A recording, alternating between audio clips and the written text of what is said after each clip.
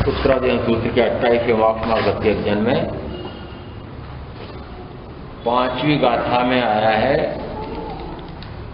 ज्ञान से द्रव्य गुण और सर्व पर्यायों का ज्ञान होता है। पहले कहा पंचविध ज्ञान होता है। इस ज्ञान का फल क्या कि इसी से द्रव्य गुण और सर्व पर्याय, इसका अर्थ है कि तीनों मिलकर के द्रव्य गुण पर्याय उत्पाद व्यय द्रव्य ये मिलकर के ही तत्व का सत्य स्वरूप बनता है। यदि इनमें से कोई एक माने, दो नहीं माने, कोई दो माने, एक नहीं माने, कोई इनको माने ही नहीं। त्रिपदी उत्पाद व्यय द्रव्य को माने ही नहीं। उनमें से एक मत कल कहा था कि एकमात्र परम तत्व है वह ईश्वर है और ईश्वर ही सत्य है। अन्य सर्व माया है, उसके द्वारा रची हुई माया। उस माया में सारे फंसे हुए रहते हैं। ये जितने भी संसार के जीव हैं ये उसके अंश हैं। सुख दुख देने वाला, स्वर्ग नरक में भेजने वाला, जन्म मरण करने वाला, कराने वाला, ये सारा एक सर्वशक्तिमान ईश्वर के हाथ में है और किसी के शक्ति में ऐसा नहीं है। उसके साथ एक इसी से मिलता जुलता और गोशालक का नियतिवाद है। यदि ईश्वरवादियों ने ईश्वर ही जो कुछ करता है वह माना, किसी ने कहा प्रकृति में जो होता है वह माना, किसी ने कहा यह जीव स्वतः ही ऐसा करता है, उसमें जीव द्रव्य की नियतता ध्रुवता तो नहीं मानी पर उत्पाद व्यय माना। और आपने माना कि जो कुछ होता है वह कर्म के अनुसार होता है। किसी ने कुछ माना, किसी ने कुछ माना और उसी प्रकार से एक गोशालक उन्होंने माना जो कुछ होना होता है वह होता है, जो नहीं होना होता है वह नहीं होता है। वह जो कुछ होना होता है वह पूर्व में नियत था। यदि पूछे गोशालक को कि ये नियत किसने किया था तो उनका मत था कि यह नियति नाम की कोई तीसरी शक्ति है, वह सर्व सत्वों की नियति निर्धारित करती है और उसी के अनुसार उसे सुख या दुख मिलता है। उसी के अनुसार कहा कि सत्व बिना किसी हेतु के प्रत्येक सुख या दुख पाते हैं, जन्म या मरण करते हैं। उसमें उस जीव का, पुरुष का पुरुषार्थ महत्वहीन है। पुरुष का कोई साहस नहीं है, बल नहीं है, वीर्य नहीं है, क्षमता नहीं है। जो कुछ तय होता है वह पूर्व से ही नियति में तय है, उसके अनुसार ही होता है। ऐसा नियतिवाद, ये गोशालक का नियतिवाद एक व्याख्या प्रकृति सूत्र में पूरा अध्ययन आया हुआ है, 15वां अध्ययन। उसमें बहुत विशद वर्णन विस्तार से आया हुआ है। गोशालक जिस समय महामुनि महावीर साधनारत थे उस समय उनके पीछे पीछे हो लिया, मैं आपका शिष्य, मैं आपका शिष्य। और यदि ऐसा शिष्य बनकर के कोई पीछे पीछे चले, उनको माने, तो महावीर न तो हाँ कहते हैं न ना कहते हैं। वो चल रहा है तो चल रहा है। और यदि कभी कुछ बात पूछ भी लेते तो कोई दो टूक उत्तर दे देते थे। एक दिन विहार करते करते देखा किसी एक दुष्ट प्रवृत्ति वाले सन्यासी से उलझ पड़ा और उसको इतना क्रोध आया कि उसने उन पर तेजोलेशा फेंकी। और कहा जा सकता है कि तेजोलेशा जिस पर फेंकी जाती है वह भस्म हो जाता है। परंतु करुणा सागर महामुनि महावीर ने शीतलेशा फेंक करके उसको बचाया। उसके बाद तो वह निरंतर महामुनि महावीर के पीछे पड़ गया। मुझे भी तेजोलेशा कैसे प्रकट होती है उसकी विधि बताओ। भगवान ने बता भी दी और उसके बाद उसी तेजोलेशा का प्रयोग भस्मासुरी प्रवृत्ति के अनुसार महावीर के ऊपर ही प्रयोग कर लिया। ये कथा अलग है। अब यहाँ पर मात्र इतना सा जानना है कि वो नियतिवादी हुए कैसे। एक दिन विहार करते करते देखा एक तिल का पौधा उगा हुआ सड़क के पास किनारे पर। पूछा, क्या भगवान इसमें तिल लगेंगे? भगवान महावीर ने कहा, हाँ तिल लगेंगे। धीरे धीरे पीछे रह गया। महामुनि महावीर आगे चलते रहे और चुपचाप उस तिल के पौधे को उखाड़ करके फेंका। क्यों? उन्होंने कहा, यदि महावीर कहते हैं कि तिल लगेंगे, अब मुझे भी देखना है कि ये कैसे कहते हैं कि तिल इसमें लगेंगे।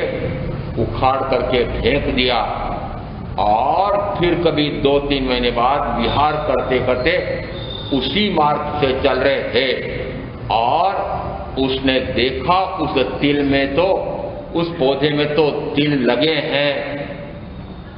जैसा महामुनि महावीर ने कहा था वैसा ही हुआ है। विचार आया, मैंने तो पुरुषार्थ ऐसा किया था कि इसमें तिल लगे ही नहीं, परंतु फिर भी लगे। और लगे कैसे ये भी समझ लें।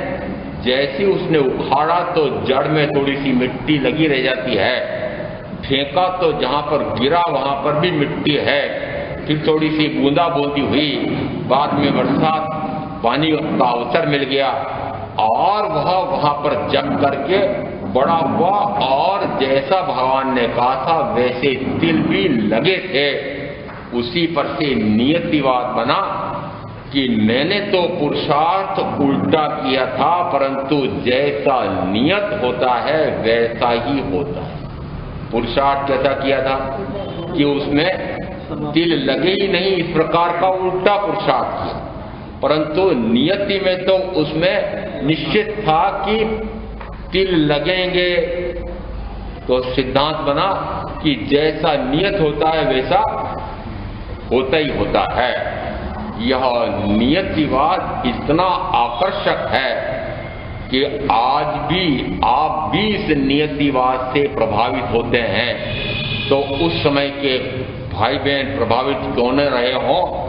कहते हैं भगवान महावीर के जितने साधु साध्वी श्रावक श्राविका थे उससे करीब संख्या मुझे ज्ञात नहीं, 10 गुने साधु साध्वी श्रावक श्राविका गौशालक के थे, 10 गुने। और उस पर से अनुमान करें कि इतने अनुयायी यदि उनके हो गए थे तो कोई न कोई उनके तत्व सिद्धांत में लोगों को आकर्षण सत्यता लगी होगी, तब तो इतने अनुयायी हुए हैं। इतना आसान है क्या किसी का अनुयायी हो जाना। और ऐसे पक्के अनुयायी इसी व्याख्या प्रकृति सूत्र में वर्णन मिलता है कि गौशालक के अनुयायी ये अभक्ष नहीं खाते थे, कंद मूल प्याज लहसुन नहीं खाते थे,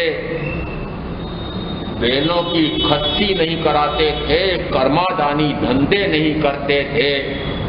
किसका वर्णन है?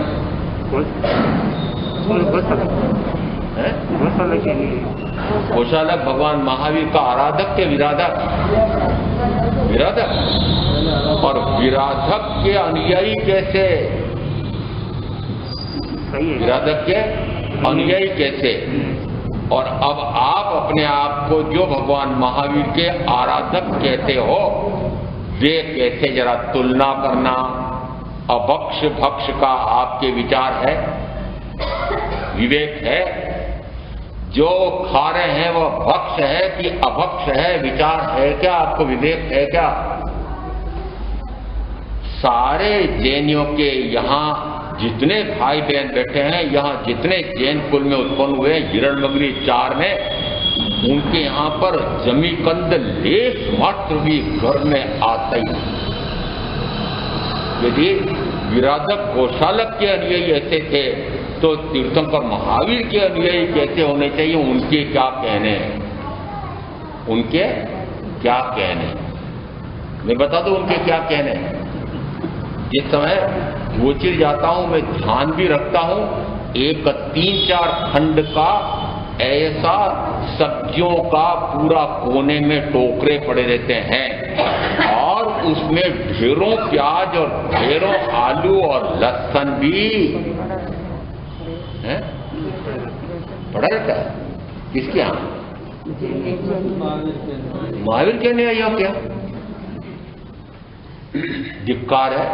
यदि गौशालक के अनुयायी इस प्रकार का जमीकंद नहीं खाते थे और आप कहते हो कि हम तो खाते हैं, हमारे बच्चे मानते नहीं है, मैं कभी एकाध ऐसा घर में होगा बूढ़ा बूढ़ी वो कहते हैं मैं तो नहीं खाती, परंतु क्या करें ये बेटे पोते मानते नहीं, परिजन मानते नहीं, इसलिए बना करके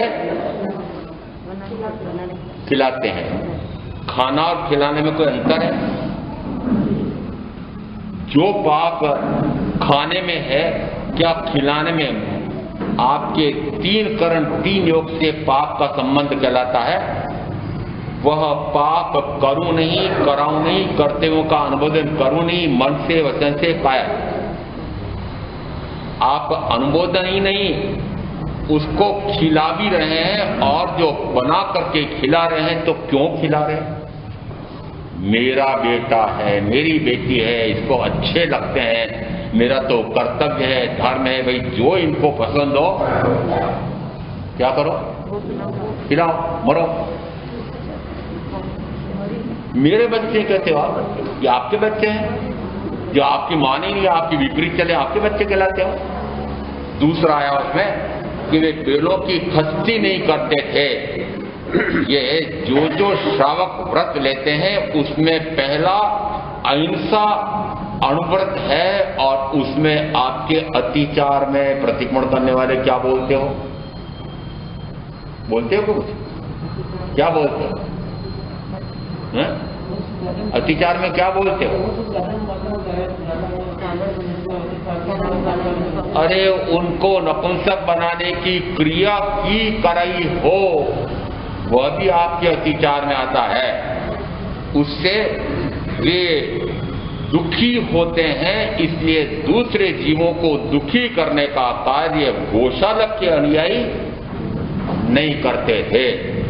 यहाँ का तो मुझे पूरा ज्ञात नहीं है, मैं तो मात्र इतना जानता हूं कि भगवान महावीर के सभा में, वर्तमान की सभा में जो अग्र पंक्ति में बैठने वाले दानवीर, कर्णवीर, समाज रत्न, समाज भूषण, पता नहीं क्या क्या उपाधियां आप लगाने लगते हो, दे देते हो, उनके 6 पाए की जीवों की घोर हिंसा विराधना करने वाले कर्मादानी धंधे हैं।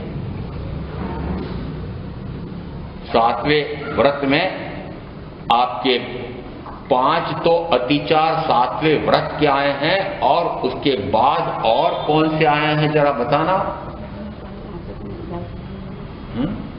कौन कर रहा था प्रतिक्रमण बहनों में? ये 15 कर्मादानी धंधे हैं, ये जानने योग्य हैं, आचरने योग्य नहीं है। जानो कि ये कर्मादानी है, इनसे इतने जीवों की हिंसा विराधना होती है और आचरने योग्य, करने योग्य नहीं है, हेय है, निकृष्ट है, अवांछनीय है, अनाचरणीय है, अकरणीय है। कौन कौन प्रतिक्रमण करता है, कौन कौन सुनता है? सारे सुनते हैं। ये करने योग्य नहीं है, परंतु मैं पूछता हूं क्या जो करोड़पति, अरबपति, खरबपति जो आपके जेनियों में हो गए हैं, जिनके कल कारखाने, खदाने और न जाने क्या क्या, वो सारे कौन से धंधे हैं? कर्मादानी धंधे हैं। और कर्मादानी धंधे किसको कहते हैं उसका उदाहरण एक आध ले लें। पूर्व के युग के अनुसार यदि कोई व्यक्ति बैलगाड़ी छकड़ा गाड़ी बनाता था या बैलगाड़ी का छकड़ा गाड़ी का पहिया बनाता था या पहिए पर से ऊपर एक जो लोहे का पटरा चढ़ाना होता था, तो उसके लिए आया कि वह 6 काय की जीवों की हिंसा करने वाला है, इसलिए वह कर्मादानी होता है। आपको अनुभव हो तो हो, यदि उस बैलगाड़ी के पहिए के ऊपर एक पतरा चढ़ाना है तो उसको लोहे को पतरे को पहले चारों तरफ कंडे लगा करके गर्म करना पड़ता है और फिर चढ़ाना पड़ता है, ठंडा हो जाता है तो चिपक जाता है। कितने जीवों की हिंसा, 6 काय के जीवों की उसमें हिंसा हो रही है।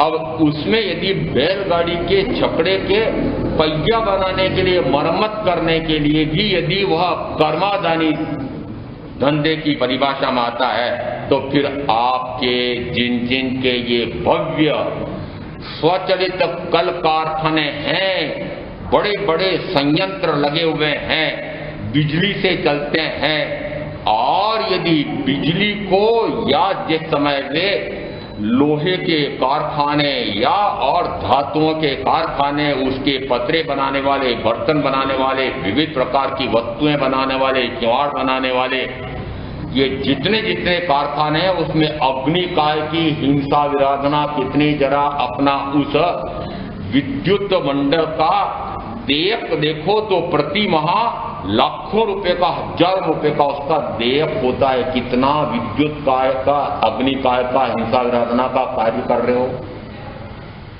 कर रहे हो, कर रहे हो कि नहीं? उस वस्तु का भोग उपभोग कर रहे हो कि नहीं? यदि छकड़ा गाड़ी, बैलगाड़ी आदि किराए पर देना यह कर्मादानी धंधा है, तो फिर जो जो वाहन चलाते हैं, किराए पर देते हैं, किराए का वाहन ला करके उसका भोग उपभोग गुलछर्रे यात्रा करते हैं, वे कर्मादानी धंधे में आते हैं क्या? आते हैं। तो बोलते क्या हो? प्रतिक्रमण में बोलते क्या हो? ये 15 कर्मादानी कहे गए हैं, ये मात्र जानने योग्य हैं, आचरने योग्य। बोलते कुछ हो और करते, बोलते हो या आचरने योग्य नहीं है, करने योग्य नहीं है, और करते जा रहे। वस्तुतः ये गोशालक के अन्वय ऐसे थे कि जो इस प्रकार के कर्मादानी धंधे नहीं करते थे। इस प्रकार का गोशालक कोई न कोई विशिष्ट आकर्षण तो होता ही होता है। ऐसे लोग थे, ऐसे अनुयायी थे कि इतने जीवन यापन में इतना ईमानदारी पूर्वक व्यवसाय करने वाले, ऐसे जीवों की हिंसा विराधना न करने वाले, ऐसे गोशालक के अनुयायी थे। और उनके लोग आकर्षित क्यों होते थे? उसका कारण है नियति में जैसा लिखा होता है वही होता है। आप इसको मानते हैं कि नहीं मानते? जो होनहार होता है वह हो करके ही रहता है, जो नहीं होना होता है वह मैं चाहे कितना ही पुरुषार्थ करूं तब भी नहीं होता है। यदि भाइयों में से किसी का भी उदाहरण ले लो, 2 व्यापारियों ने एक साथ व्यापार प्रारंभ किया, दोनों ने कस करके परिश्रम किया, पूरी बुद्धि से कार्य किया, और एक को बहुत लाभ हुआ और एक को कम हुआ या हानि हो गई। अब विचार करते हैं, अरे पुरुषार्थ तो इतना किया था परंतु मेरे तो भाग्य में नहीं लिखा था। अब किसी ने भाग्य कहा, किसी ने कर्म कहा, किसी ने ईश्वर कहा, किसी ने प्रकृति कहा, कुछ अलग लिखा, नियति में ऐसा ही था। कुछ अलग ने कहा नियति में ऐसा ही था। तो क्या आपका विश्वास नहीं है कि नियति में ऐसा ही था? जिस समय आपका कार्य असफल हो जाता है, इतना पुरुषार्थ किया था परंतु कार्य में असफल हो गए, उस समय आपके अंदर में भाव क्या उठा? ऐसा ही लिखा हुआ। यदि कोई घटना दुर्घटना हो जाए और उस समय फिर आप क्या था, ओहो ऐसा ही होना था। समझने के लिए उदाहरण दे देते हैं। भाई घर से निकले, मैं अभी जाकर के आता हूँ, थोड़ा सा काम शहर में निपटा करके आता हूँ। और शहर में जाने के बाद फिर विचार आया कि चलो 8-10 किलोमीटर अपने पास के गांव में जाकर के अमुक प्रकार का कार्य भी है, तो वह भी निपटा कर आ जाता हूँ। कार्य करके वापस लौट रहे थे और टक्कर लगी और सड़क के एक किनारे पर फीके और रक्त बहने लगा मस्तिष्क में, और पता लगा कि उनके सिर पर उस दिन शिरस्त्राण नहीं लगा हुआ था। इतनी जल्दी में गया, भी आता हूं इस कारण से वे अपना परिचय पत्र, कुछ भी निशानी उनके कपड़ों में अन्यत्र नहीं थी। और किसी ने देखा भी होगा कि दुर्घटनाग्रस्त है, उन्होंने कहा कि अपने क्या करना, जैसी अपन पुलिस में लेकर के जाएंगे वैसी कहेंगे तुमने टक्कर मारी होगी और फंस जाएंगे, तो ध्यान ही नहीं दिया। 1.5 घंटे 2 घंटे तक सड़क पर पड़े रहे और रक्त इतना बह गया कि फिर किसी ने परिचित ने देखा, अरे अपने ये अमुक हैं, तुरंत अपने वाहन में डाल करके अस्पताल में ले जाते हैं। चिकित्सक कहता है कि इतना रक्त बह गया है कि अब बचने की उम्मीद नहीं है, आप 2-1 घंटे पहले भी आ जाते हो तो बच जाते। अब परिजन, अन्य सगे संबंधी, अन्य जनता भी कहती देखो 2 घंटे पहले कोई पहचान करके उनको ले आते तो बच जाते, अब परिजन हिंजर रहे हैं। प्रतिदिन तो वह शिरस्त्राण लगा करके जाते हैं और आज ही लगा करके नहीं गए। प्रतिदिन तो अपना सारा परिचय वगैरह सब साथ में कागजात ले जाते हैं, आज ही लेके नहीं गए। यदि शिरस्त्राण लगा हुआ जाते तो कम से कम दुर्घटना नहीं होती, परंतु क्या करें, ऐसा ही होनहार था। किस पर विश्वास किया? नियति पर विश्वास किया, ऐसा ही होना था। जिस समय 2 विद्यार्थी एक समान परीक्षा की तैयारी करते हैं, साक्षात्कार में उत्तीर्ण होने की परीक्षा की तैयारी करते हैं, परंतु दोनों ने एक समान पुरुषार्थ किया, यहां तक मान लो कि एक समान उत्तर दिया। मेरा तो वर्षों का अनुभव है, मैंने कभी ऐसा नहीं किया था, परंतु उदाहरण देकर समझाने के लिए कहता हूं। जैसी एक उत्तर पुस्तिका आई, बड़ा प्रसन्न चित्त था, उत्तर भी अच्छे लिखे थे, अच्छे अंक दे दिए। और दूसरी पुस्तिका जांच चल रही थी, इतने में घर वाली आ गई और उसने कुछ बात की और थोड़ी सी चिड़चिड़ कुड़कुड़ हो गई और इतना अंदर में तनाव आ गया और उस उत्तर पुस्तिका को जांचते जांचते मन इतना खराब हो रहा था कि वह अनुत्तीर्ण हो गया। अब जिस समय विद्यार्थी आपस में बातें करते हैं, मुझे पता है लड़कर के बैठा होगा दुष्ट कहीं का, मुझे अनुत्तीर्ण कर दिया। लड़कर के बैठा होगा दुष्ट कहीं का, किससे लड़के बैठा होगा? पत्नी से लड़कर के बैठा हुआ होगा तो सारा क्रोध, वो गुस्सा मेरी उत्तर पुस्तिका पर निकाला। देखो, परीक्षा की तैयारी तो दोनों ने, पुरुषार्थ तो दोनों ने एक समान किया था, परंतु पुरुषार्थ कहां काम आया, नियति में ऐसा ही था। यात्रा कर रहे थे, दादाजी को रेल के डब्बे में, आरक्षित डब्बे में बिठाया और पता लगा 10वें डब्बे में बिठा करके पोता तो घर चला गया। और फिर तुरंत कुछ समय बाद समाचार प्रसारित होता है टेलीविजन पर कि अमुक गाड़ी अमुक स्थान से अमुक स्थान पर जा रही थी, उसमें अमुक प्रकार के डब्बा क्रमांक 1 में अमुक में ऐसे आतंकवादियों ने आतंकवाद मचाया, आग लगा दी और इतने मनुष्य क्षत विक्षत हुए। अब जैसे ही पता लगा, जैसे ही पिताजी पूछते हैं बेटे को, बेटा अपने दादाजी को कौन से डब्बे में बिठाया? फिर उनका आरक्षण 10वें डब्बे में था। अच्छा, ये आतंकवादियों का तो 11वें में आतंक हुआ था, अपने दादाजी तो सुरक्षित रहे थे। परंतु दादाजी को जैसी वह कोई मूत्र बाधा के लिए देख निकले, डब्बे के दूसरे डब्बे में देखा अपने कोई पूर्व के सहपाठी वहां बैठे हुए थे, उनसे चर्चा वार्ता करने के लिए वहां बैठे और वे भी आतंकवादियों के आतंक में फंस करके मर गए। कौन से डिब्बे में बिठाया था? रास्ते में। कहां चले गए? क्यों गए? उनका मरना लिखा था। किसने लिखा था? विधाता ने लेखी। ये तो बहनों का वाक्य। विधाता ने लेखी ऐसे लिखे थे। भाइयों का शब्द है भाग्य ऐसा था। नियतिवादी कहते हैं अरे ऐसा ही नियत था। नियतिवादी क्या कहते हैं? ऐसा ही नियत था। जिस समय तीर्थ यात्रा के लिए निकलती है, 2 वाहने लेकर के तीर्थ यात्रा के लिए यात्री निकलते हैं और बूढ़े बूढ़ों को उसमें एक जीप में बिठा दिया और बाकी पीछे पीछे देर से निकलने वाले थे। उन्होंने कहा हम तो तेजी से आ जाएंगे, कार से आ रहे हैं। थोड़ी देर बाद रास्ते में ध्यान आया, अरे अपने बड़े बूढ़ों को तो अपने जीप में इतने कष्ट की स्थिति में बिठाया है। रास्ते में रुके और उनको आरामदायक वातानुकूलित कार में बिठाया और वे स्वयं जीप में बैठे और थोड़ी देर बाद जैसे ही चले वैसे ही देखा कि वो कार जो तेजी से चलने वाली वो आगे निकलनी चाहिए थी, परंतु तो निकली नहीं है। पता लगा कि एक ट्रक के चपेट में आए और वो 6-7 व्यक्ति एक साथ वहीं मर गए।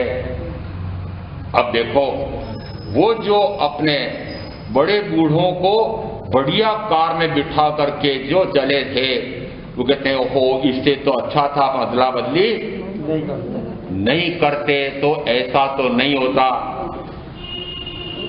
नियति में बोलो ना, नियति में ऐसा ही होना था। उनका मरना भी नियत था और हमारा बचना भी नियत था। इसको गोशालक का क्या कहा? नियतिवाद। जो होनहार होती है वह होकर रहती है, टलती नहीं है। टाले टले नहीं, होनहार है वह टाले टले नहीं। चाहे कितना ही पुरुषार्थ करे तब भी वह होनहार तो चलती नहीं है। ऐसा आप जो यहाँ भाई बहन बैठे हुए हैं वे भी मानते हैं। होना होता है वही होता है, जो नहीं होना होता है वह नहीं होता है। यही नियतिवाद है। एक भाई ने मुझे पूछा, महाराज एक क्षमापना पत्रिका आई थी, उसमें ऐसे कैसे वाक्य लिखे हुए थे, जो होनहार होती है वह होकर रहती है, जो नहीं होना होता है वह नहीं होता है। क्या यह सिद्धांत सत्य है? अब ये पत्रिका, क्षमापना पत्रिका किसकी लिखी हुई थी? महावीर के अनुयायी की। क्या माना? नियतिवाद को माना। अब बताओ नियतिवाद कितना आकर्षक है कि आज भी यह अच्छा फल फूल रहा है। और उस समय कहा जाता है यद्यपि भगवान महावीर से 10 गुने उनके अनुयायी थे, इतना महत्वपूर्ण सिद्धांत दिया था, परंतु उनका कोई भी अनुयायी कहो कि उनका कोई शास्त्र कहो, मत पंथ अभी विद्यमान नहीं है। मात्र बौद्ध ग्रंथों में, गणिपिटकों में उनके यहाँ वर्णन मिलता है। एक दीघ निकाय में समंगफल नाम का एक ग्रंथ है, वहां आया हुआ है कि गोशालक इतना विशिष्ट व्यक्ति था, तुलना उपमा देकर के बताया जैसे मछुआरा मछलियों को जाल में फंसा देता है, वैसे ही वह मनुष्यों को अपने जाल में फंसा देता था। बड़ो कितना कला कौशल था उसको कि कितने व्यक्तियों को अपना अनुयायी बना लिया। एक वर्णन ये मिला। दूसरा ये मिला कि उसने सर्व दार्शनिकों को, धर्मवेत्ताओं को उत्तर दिया। ईश्वरवादियों को, जो ईश्वरवाद को मानते थे, उसको कहा अरे ईश्वर को क्या पड़ी है, ईश्वर में तो परम ऐश्वर्य, परम आनंद ऐसा भाव होता है, वह तो परम शुद्ध हो जाता है, ऐसा ईश्वर होता है यदि तुम्हारा, तो उस ईश्वर को क्या पड़ी है कि किसी को सुख दे और किसी को दुख दे। वस्तुतः सत्वों का सुख और दुख कोई ईश्वर नहीं देता है।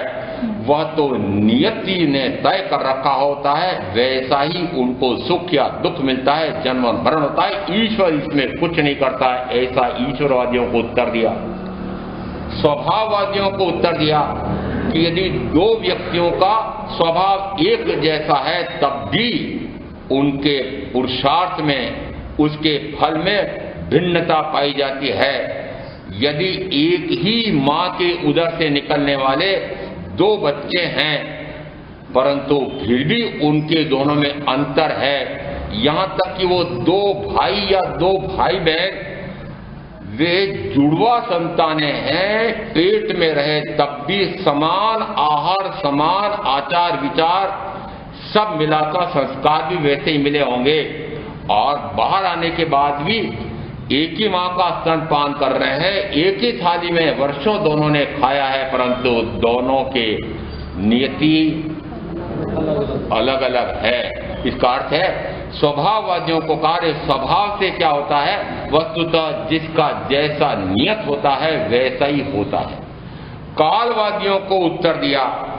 देखो कालवादी क्या मानते थे, कालवादी ये मानते थे कि वस्तुतः काल के अनुसार ही जो होना होता है वह होता है, यह अमुक काल में अमुक कार्य होता ही होता है, अकाल में नहीं होता है। काल पके तब कार्य की सिद्धि हो, मेरा भी कभी काल पकेगा तो मेरे भी मोक्ष की सिद्धि बन जाएगी। काल पकेगा तब होगा ना, क्या माना कि काल पक जाएगा तो मैं भी सिद्ध हो जाऊंगा। किसको माना? काल को माना।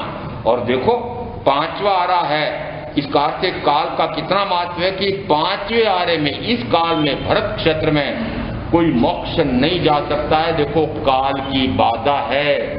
तो कालवादी जब ये कहते थे कि जो कुछ होता है वह काल के अनुसार ही होता है, और फिर दृष्टांत देकर समझाते हैं कि यदि माली घड़ों घड़ों पानी सींचता है उन पौधों में, पेड़ों में, परंतु ऋतु आती है तभी फल लगते हैं। इसका अर्थ है कि काल की इतनी महत्ता है।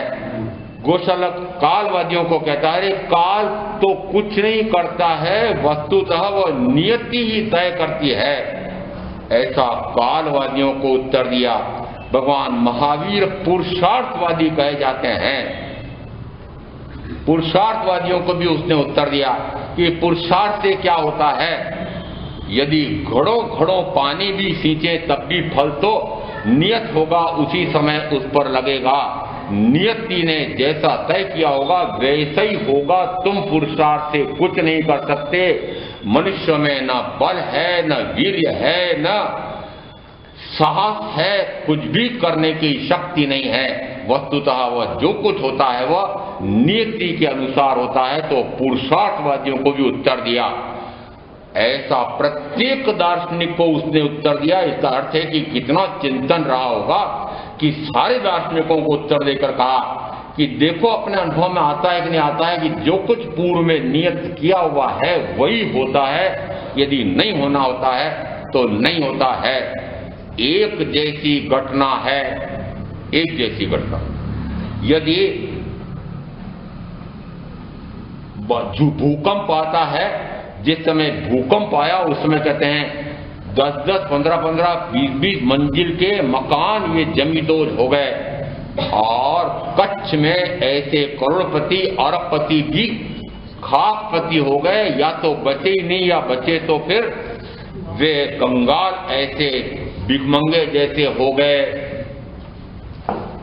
जैसे ही शव निकालने के लिए पुरुषार्थ हुआ और 3 दिन बाद एक खंडहर में एक पट्टी तिरछी रखी हुई पड़ी थी और उसमें एक नन्हा मुन्ना बच्चा जीवित बचा था।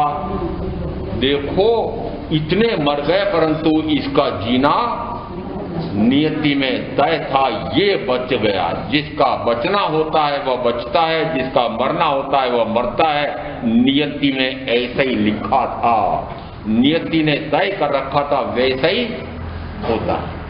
ये जितने दृष्टांत हैं वो सारे नियतिवाद को पुष्ट करने के लिए, गोशालक के मत को पुष्ट करने के लिए नहीं है। और जो जो आप घटनाएं बोलते हैं, वर्णन करते हैं, प्रभावित होते हैं, वे सारे नियतिवाद की घटनाएं हैं। इसका अर्थ है कि महावीर के अनुयायी भी नियतिवादी हो गए और एकांत मत मिथ्या मत होता है। एकांत मत मिथ्या मत होता है और मिथ्यात्व का फल क्या?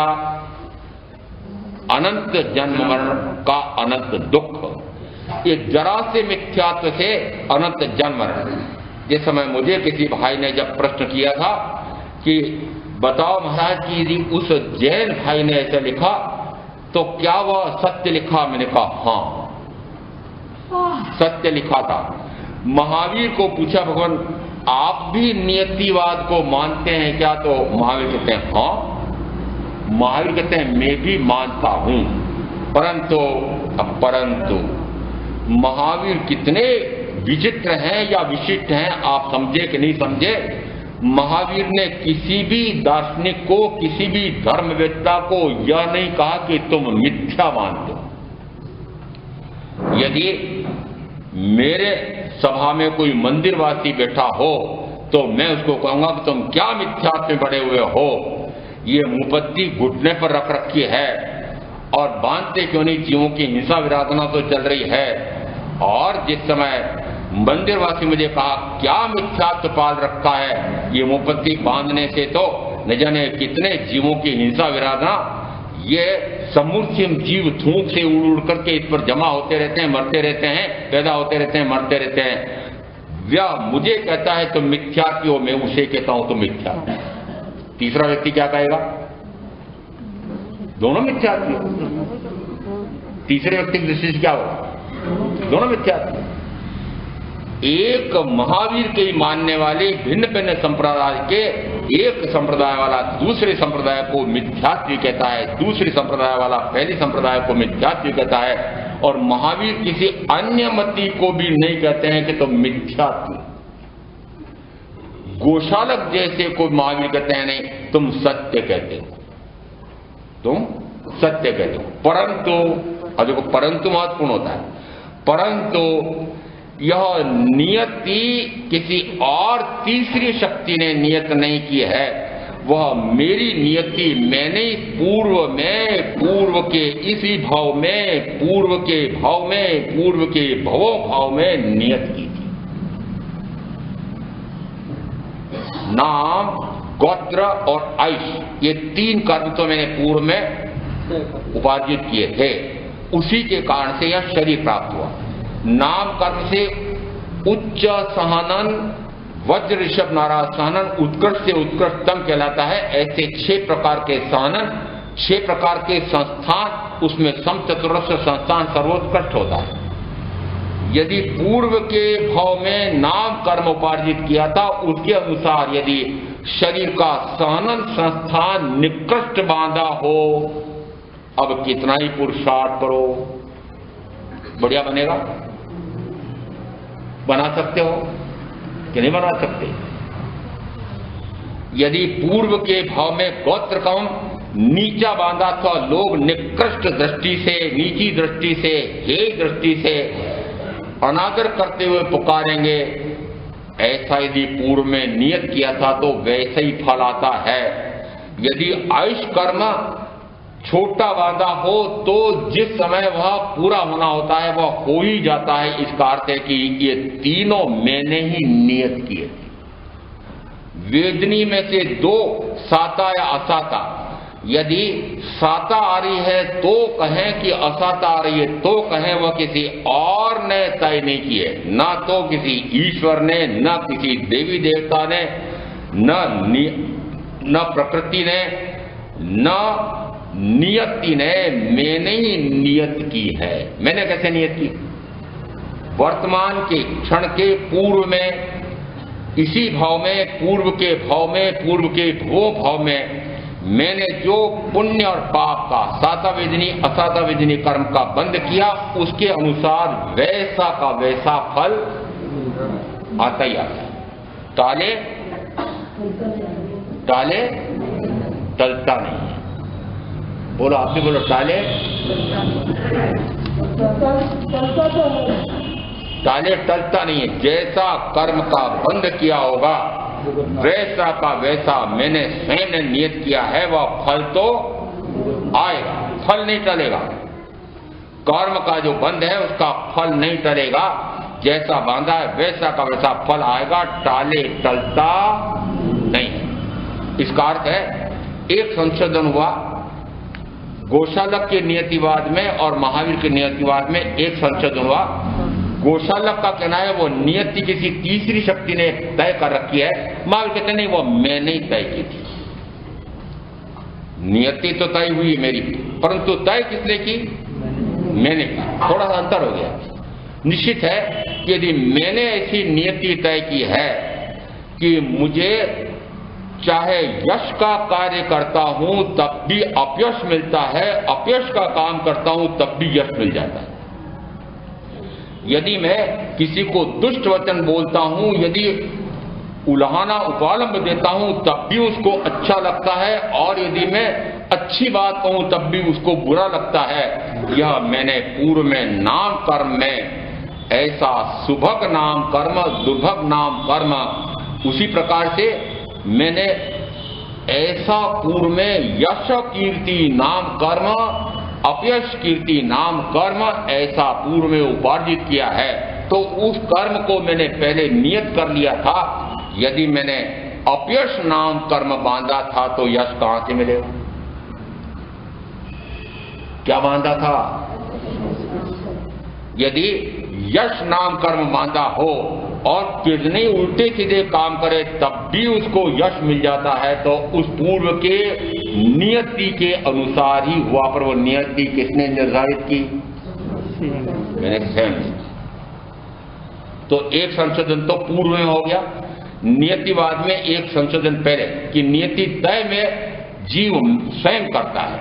दूसरा संशोधन दूसरा यह है कि यदि नियति तय कर रखी थी मैंने, तो जैसा मैंने नियत किया था वैसा फल तो आएगा, और उस फल को कोई भी निष्फल नहीं कर सकता है, उस फल को कोई मिटा नहीं सकता है। यदि मैंने पूर्व में ऐसा दुष्कर्म किया है, उसका दुष्फल आता है, उसको कोई देवी देवता टाल नहीं सकता।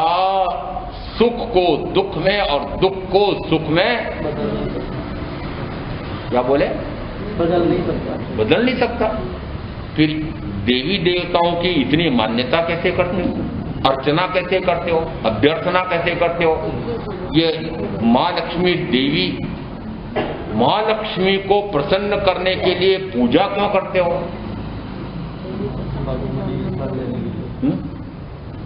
पूजा करते हो कि नहीं? यहां तो कोई भाई ऐसा नहीं है कि जो दीपावली के दिन भी लक्ष्मी की पूजा नहीं करता है। नहीं करता है? और जिस समय बेटे या बेटी का विवाह होना होता है उस समय विघ्न हरण, मंगल करण ऐसा करने वाले एक कौन होते हैं? हाँ, सबको पता है। गणेश जी का एक बड़ा पाठा लाएंगी और वर वधू को जहां बिठाना होगा विवाह के समय उस पर लगाएंगी, फिर अपने बेटे को बहू को कहेंगे माथा टेक। मैंने बताओ है? करते हैं।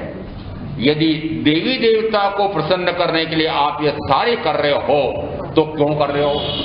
विघ्न हरण, मंगल करण, मंगल कौन करेगा आपके? वो गणेश जी मंगल करेंगे। विघ्न, ब्याह शादी में किसी प्रकार का विघ्न ना पड़े तो पहले से उनको प्रसन्न करते हैं। एक बहन का उदाहरण सत्य है। बहन के एक लड़की हो गई और 10-12 वर्ष हो गए, वापस लड़का नहीं हुआ, तो बड़ी दुखी परेशान। उसको किसी ने कहा एक मनसा पूर्ति हनुमान जी का मंदिर है। और समझते हो मनसा पूर्ति का? मंशा पूर्ति है ना, आपकी जो जो मनोकामनाएं हैं, जो जो मन में आपने धारा हुआ है, वह पूरा कैसे हो जाए। तो तरीका बताया, एक नारियल लाना, उस पर कच्चा लच्छा लपेटना और वहां पर हनुमान जी के मंदिर मंशा पूर्ति हनुमान के सामने एक बड़ा पीपल का पेड़ है, वहां पर बांध करके और आ जाना।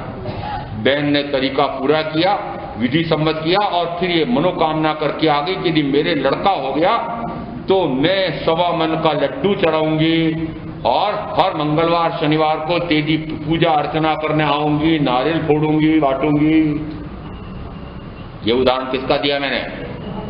सामयिक करे, प्रतिक्रमण सुने और ऐसी साधना करने वाली जैन बहन का उदाहरण दिया है।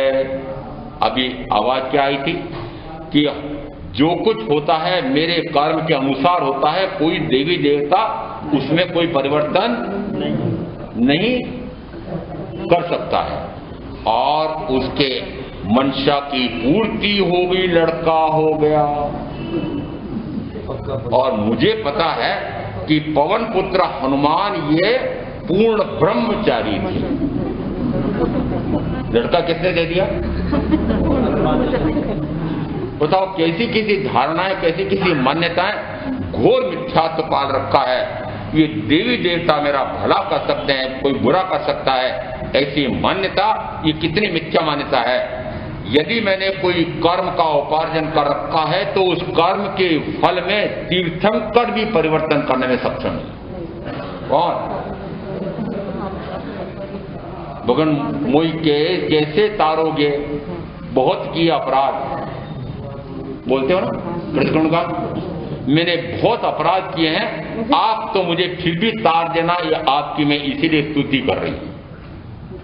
क्यों कर रहे हो स्तुति? और उसी स्तवन में है, आपका विरुद्ध आप जानो, आपकी प्रसिद्धि है कि आपके शरण में यदि कोई आ जाए तो आपको उसको तिरा देते हैं। मैंने चाहे कितने अपराध किए हैं, अब आपकी विरुद्धावली आप जानो और मैं आपकी शरण में आ गया हूं, आपकी प्रशंसा कर रहा हूं, कीर्ति कर रहा हूं, गुणगान कर रहा हूं, आप मुझे तार देना। तार देंगे ना? कोई तो बोलो तार देंगे कि नहीं? मगर वो कैसे तारोगे? जिस समय इस प्रकार के स्तवन बोलते हो उस समय ये आपके कर्म में परिवर्तन करने के लिए आप याचनाएं कर रहे हो, या तो किसी देवी देवता की या तीर्थंकरों के रक्षक देवों की, यक्ष यक्षिणी की पूजा अर्चना भी करते हो।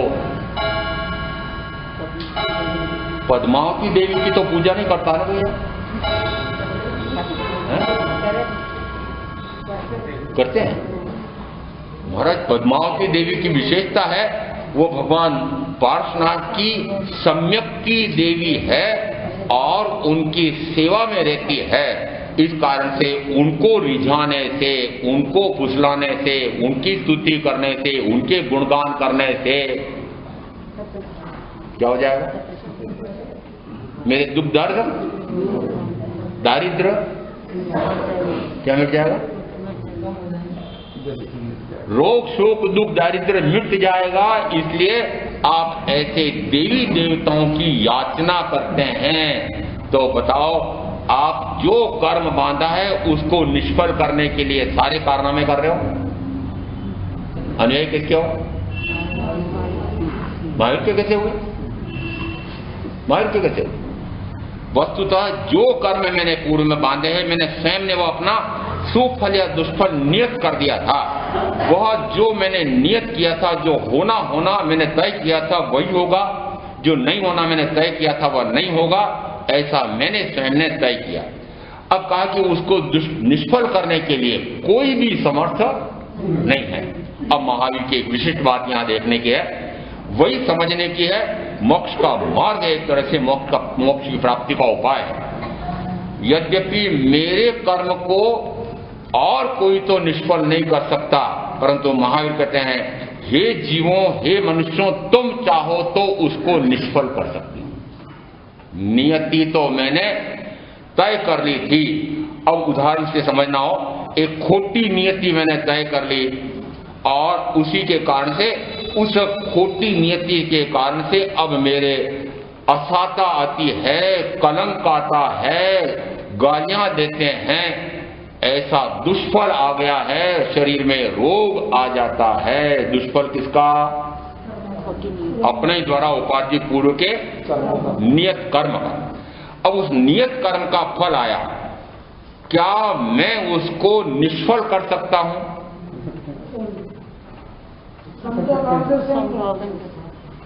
यदि रोग का, वेदना का अनुभव आ जाए तो समता रहेगी नहीं।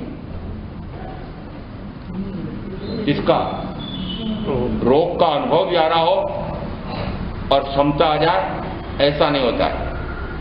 यदि इस प्रकार का कर्म का फल आ गया है, उस कर्म के फल से मैं लेश मात्र भी प्रभावित न हो। और कर्म के फल से प्रभावित कैसे होते हैं, इसका भी जरा अंदाज कर लो।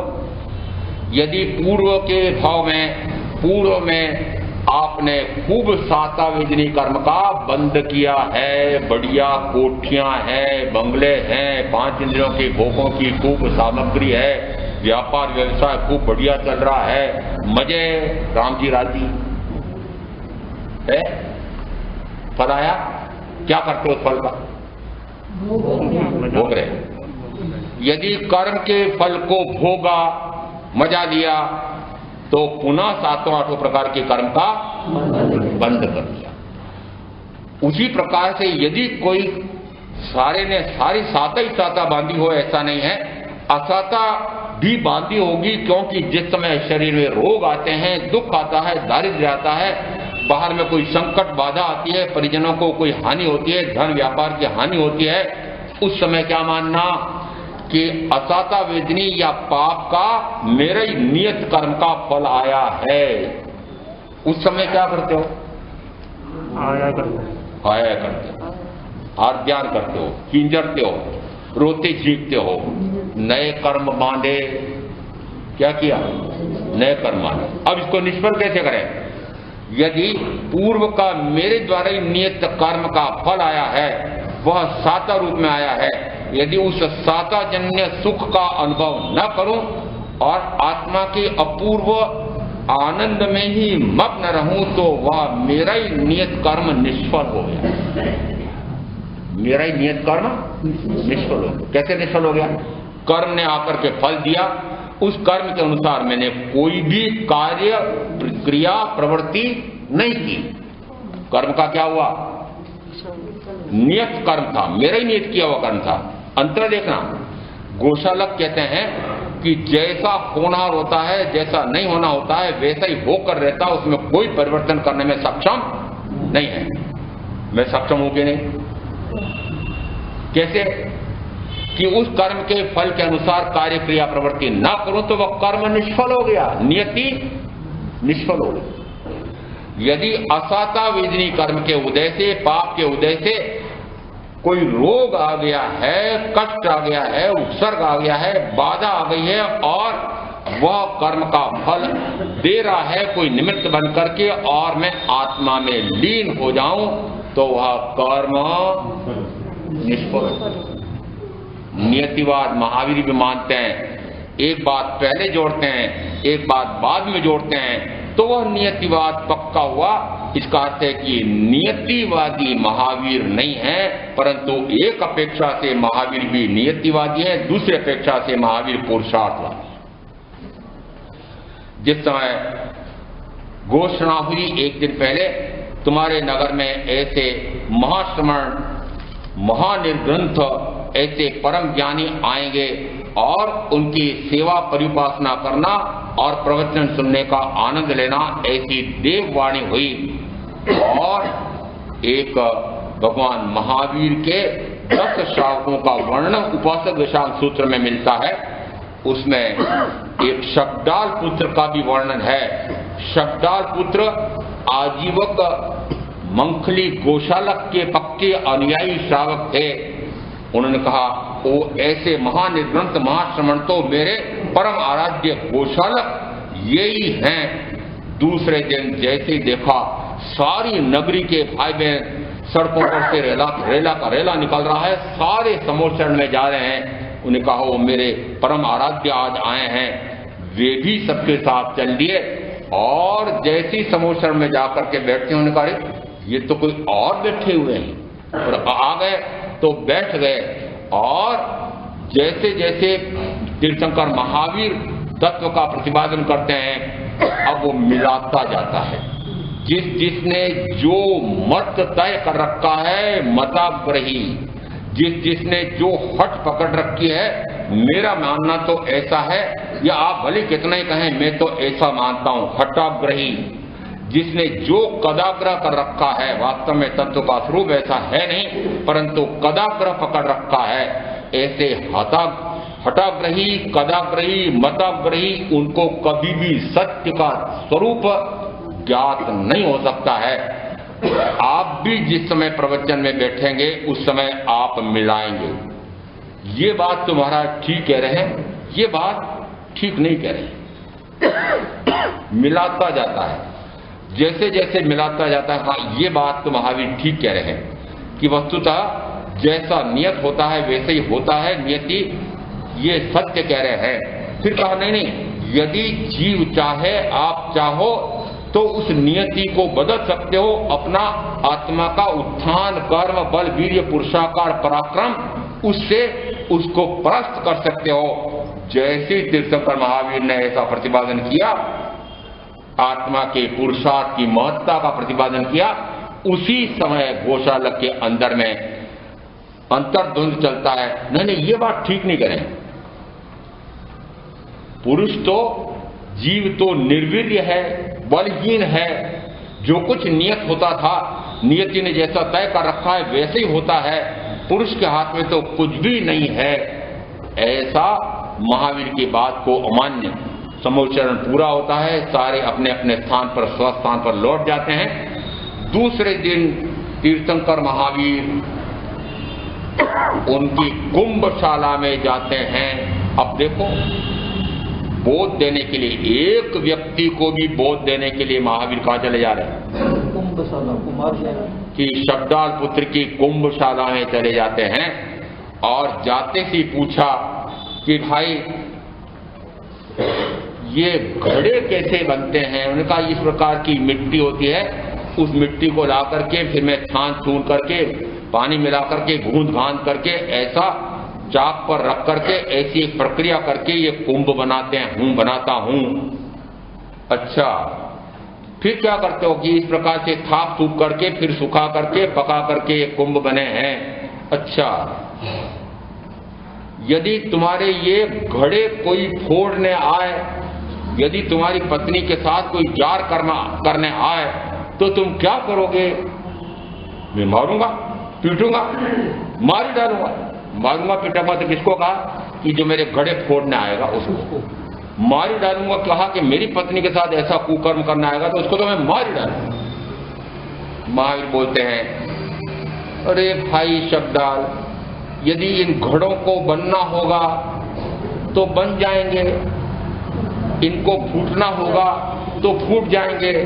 तुम्हारी पत्नी का रक्षा का होगा, नियत होगा तो रक्षित हो जाएगी, और उसके साथ ऐसा होना होगा, जार कर्म लिखा होगा नियति में, तो ऐसा हो जाएगा। तुम क्यों पुरुषार्थ करते हो? शब्दाल पुत्र को और कुछ समझने की आवश्यकता नहीं थी। क्या समझ रहे हैं? कि वस्तुतः ये घोड़े मैंने अपने पुरुषार्थ ही बनाए हैं, ये फूटने नहीं, बचाने के लिए मैं अपना पुरुषार्थ ही करूंगा, और अपनी पत्नी की सुरक्षा के लिए भी मैं पुरुषार्थ में ही करूंगा। ये नीति कैसे कर सकती है?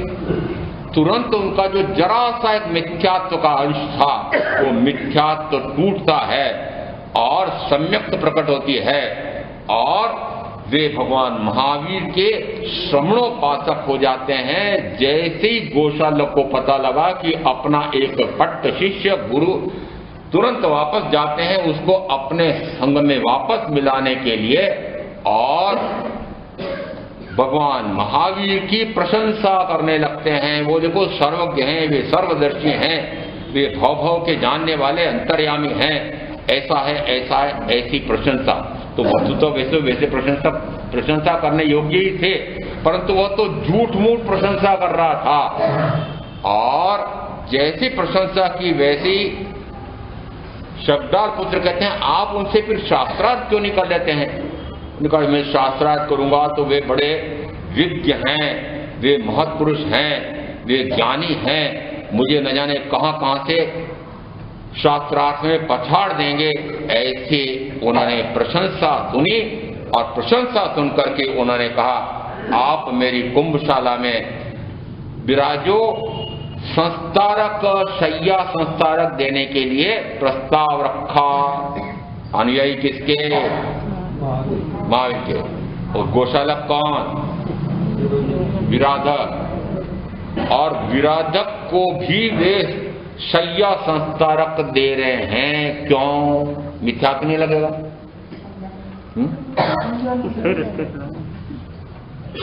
क्योंकि ये मेरे परम आराध्य तीर्थंकर महावीर की प्रशंसा करने वाला है, इसलिए। क्यों दिया संस्कारक का प्रस्ताव? क्यों दिया? कि मेरे महावीर की प्रशंसा कर रहा है। दूसरा, ये तो उनको पता है, परंतु कोई यदि मेरे यहाँ आया है तो अब मैं उसको अपने यहाँ ठहरने के लिए स्थान मांगे तो दे दूंगा। साथ में ये शब्द लगा हुआ रहता है कि उसको धर्म मान करके या निर्जरा मान करके नहीं करते हैं।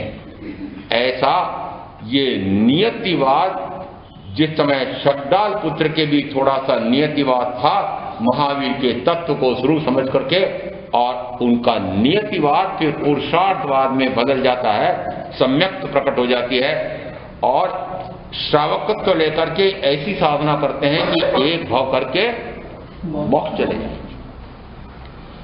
इसका अर्थ है कि भिन्न भिन्न दार्शनिकों ने, धर्मवेत्ताओं ने जो भिन्न भिन्न अपेक्षाओं से तत्व का स्वरूप प्रतिपादित किया, उनमें कहीं न कहीं अंश में खोट थी, अधिकांश में भी खोट थी। दृष्टांत से समझाते हैं, यदि 6 दुकानें लगी हुई हैं, एक दुकान ऐसी है कि जिसमें 6 प्रकार की सामग्री विपुल मात्रा में और उचित मूल्य पर मिलती है, और 5 अन्य दुकानें भी हैं जो उस 6ठी दुकान में मिलती है, प्रत्येक एक एक दुकान में एक एक वस्तु उसी प्रकार की गुणवत्ता की और ऐसी ही नियत मूल्य पर मिलती है।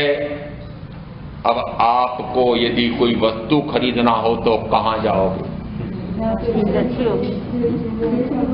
अरे भाई, एक वस्तु अमुक दुकान से ले लेंगे, एक अमुक से ले लेंगे, एक अमुक से ले लेंगे, 5 दुकानों में भी उसी प्रकार से पक्की वस्तु मिलती है, ठीक मिलती है, तो क्या उन 5 दुकानों में जाओगे?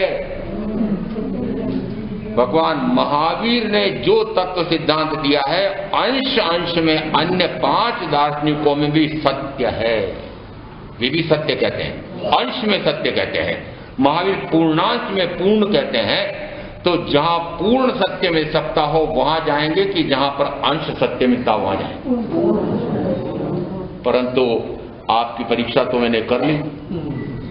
आप तो न जाने कौन कौन से दार्शनिकों को, धर्मवेत्ताओं को, अन्य को मानते हैं और फिर कहते हैं मैं महावीर को मानता हूं, महावीर को मानती हूं।